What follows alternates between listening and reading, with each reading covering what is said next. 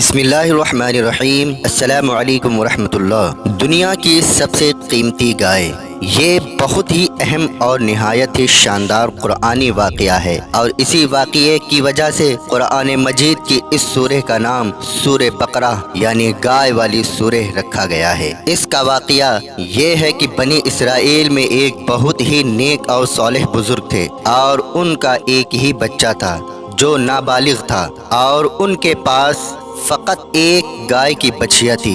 ان بزرگ نے اپنی وفات کے قریب اس بچھیا کو جنگل میں لے جا کر ایک جھاڑی کے پاس یہ کہہ کر چھوڑ دیا، یا اللہ، میں اس بچھیا کو اس وقت تک تیری امانت میں دیتا ہوں کہ میرا بچہ بالغ ہو جائے۔ اس کے بعد ان بزرگ کی وفات ہو گئی، اور بچھیا چند دنوں میں بڑی ہو کر درمیانی عمر کی ہو گئی، اور بچہ جوان ہو کر اپنی ماں کا بہت ہی فرما بردار اور انتہائی نیکوکار ہوا۔ اس نے اپنی رات کو 3 حصوں میں تقسیم کر رکھا تھا، ایک حصہ میں سوتا تھا، اور ایک حصے میں عبادت کرتا تھا، اور ایک حصے میں اپنی ماں کی خدمت کرتا تھا، اور روزانہ صبح کو جنگل سے لکڑیاں کاٹ کر لاتا اور ان کو فروخت کر کے 1/3 رقم صدقہ کر دیتا، اور 1/3 اپنی ذات پر خرچ کرتا، اور 1/3 رقم اپنی والدہ کو دے دیتا۔ ایک دن لڑکے کی ماں نے کہا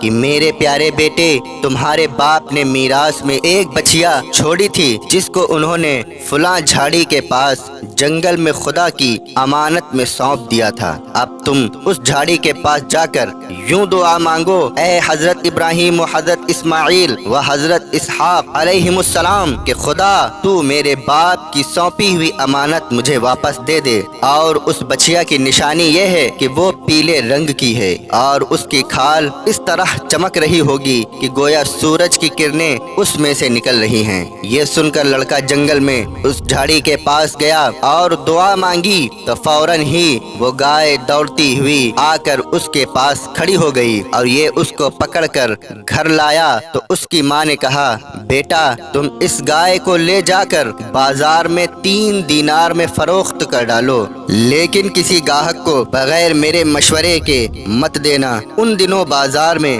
گائے کی قیمت 3 دینار ہی تھی۔ بازار میں ایک گاہک آیا جو در حقیقت فرشتہ تھا۔ اس نے کہا، میں گائے کی قیمت 3 دینار سے زیادہ دوں گا، مگر تم ماں سے مشورہ کیے بغیر گائے میرے ہاتھ فروخت کر ڈالو۔ لڑکے نے کہا کہ تم خواہ کتنی بھی زیادہ قیمت دو، مگر میں اپنی ماں سے مشورہ کیے بغیر ہرگز اس گائے کو نہیں بیچوں گا۔ لڑکے نے ماں سے سارا ماجرا بیان کیا، تو ماں نے کہا کہ یہ گاہک شاید کوئی فرشتہ ہو، تو اے بیٹا، تم اس سے مشورہ کرو کہ ہم اس گائے کو ابھی فروخت کریں یا نہ کریں۔ چنانچہ اس لڑکے نے بازار میں جب اس گاہک سے مشورہ کیا تو اس نے کہا کہ ابھی تم اس گائے کو فروخت نہ کرو، آئندہ اس گائے کو حضرت موسیٰ علیہ السلام کے لوگ خریدیں گے تو تم اس گائے کے چمڑے میں سونا بھر کے اس کی قیمت طلب کرنا، تو وہ لوگ اتنی ہی قیمت دے کر خریدیں گے۔ چنانچہ چند ہی دنوں کے بعد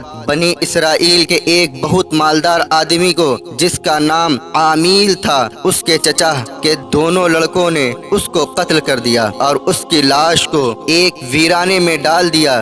صبح کو قاتل کی تلاش شروع ہوئی، مگر جب کوئی سراغ نہ ملا تو کچھ لوگ حضرت موسیٰ علیہ السلام کی خدمت میں حاضر ہوئے اور قاتل کا پتہ پوچھا، تو آپ نے فرمایا کہ تم لوگ ایک گائے ذبح کرو اور اس کی زبان یا دم کی ہڈی سے لاش کو مارو، تو وہ زندہ ہو کر خود ہی اپنے قاتل کا نام بتا دے گا۔ یہ سن کر بنی اسرائیل نے گائے کے رنگ، اس کی عمر وغیرہ کے بارے میں بحث و پرید شروع کر دی، اور بالآخر جب وہ اچھی طرح سمجھ گئے کہ فلاں قسم کی گائے چاہیے تو ایسی گائے کی تلاش شروع کر دی، یہاں تک کہ جب یہ لوگ اس لڑکے کی گائے کے پاس پہنچے تو ہو بہو یہ ایسی ہی گائے تھی جس کی ان لوگوں کی ضرورت تھی۔ چنانچہ ان لوگوں نے گائے کو اس کے چمڑے میں بھر کر سونا اس کی قیمت دے کر خریدا، اور ذبح کر کے اس کی زبان یا دم کی ہڈی سے مقتول کی لاش کو مارا، تو وہ زندہ ہو کر बोल उठा कि मेरे कातिल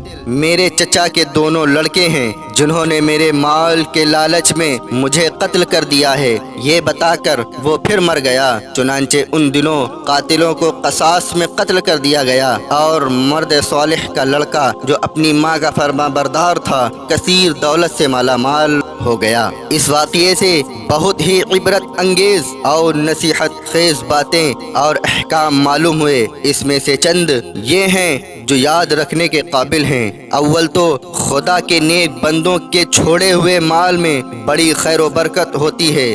देख लो कि उस मर्द सालेह ने सिर्फ एक बछिया छोड़कर वफात पाई थी, मगर अल्लाह ताला ने उसमें इतनी बरकत अता फरमाई कि उनके वारिसों को उस एक बछिया के जरिए बेशुमार दौलत मिल गई। उस मर्द सालेह ने औलाद पर शफकत करते हुए बछिया को अल्लाह की अमानत में सौंपा था। तो इससे मालूम हुआ कि औलाद पर शफकत रखना और औलाद के लिए माल छोड़ जाना यह अल्लाह वालों का तरीका है। माँ बाप की फरमा बरदारी और खिदमत गुजारी करने वालों को खुदावंद करीम गैब से बेशुमार रिज्क का सामान अता फरमा देता है। देख लो कि उस यतीम लड़के को माँ की खिदमत और फरमा बरदारी की बदौलत अल्लाह ताला ने किस कदर साहिबे माल और खुशहाल बना दिया। खुदावंद कुद्दूस के अहकाम में बहस और कुरेद करना मुसीबतों का सबब हुआ करता है। देख लो बनी इसराइल को एक गाय ज़बह करने का हुक्म हुआ था, वो कोई सी भी एक गाय ज़बह कर देते तो फर्ज अदा हो जाता, मगर उन लोगों ने जब बहस और कुरेद शुरू कर दी कि कैसी गाय हो, कैसा रंग हो, कितनी उम्र हो, तो मुसीबत में पड़ गए कि उन्हें एक ऐसी गाय ज़बह करनी पड़ी जो बिल्कुल नायाब थी। इसलिए उसकी कीमत इतनी ज्यादा अदा करनी पड़ी कि दुनिया में किसी गाय की इतनी कीमत ना हुई, ना आइंदा होने की उम्मीद है। जो अपना माल अल्लाह ताला की अमानत में सौंप दे, अल्लाह ताला उसकी हिफाजत फरमाता है और उसमें बेहिसाब खैर व बरकत अता फरमा देता है। जो अपने अहलो अयाल को अल्लाह के सुपुर्द फरमा दे, अल्लाह ताला उसके अहलो अयाल की ऐसी परवरिश फरमाता है जिसको कोई सोच भी नहीं सकता। अमीरुल मोमिनीन हज़रत अली रज़ी अल्लाह ताला अन्हु ने फरमाया कि जो पीले रंग का जूता पहनेगा वो हमेशा खुश रहेगा और उसको गम बहुत कम होगा, क्योंकि अल्लाह ताला ने पीली गाय के लिए ये फरमाया कि वो देखने वालों को खुश कर देती है। उससे मालूम हुआ कि कुर्बानी का जानवर जिस कदर भी ज्यादा बेऐब और खूबसूरत और कीमती हो, उसी कदर ज्यादा बेहतर है।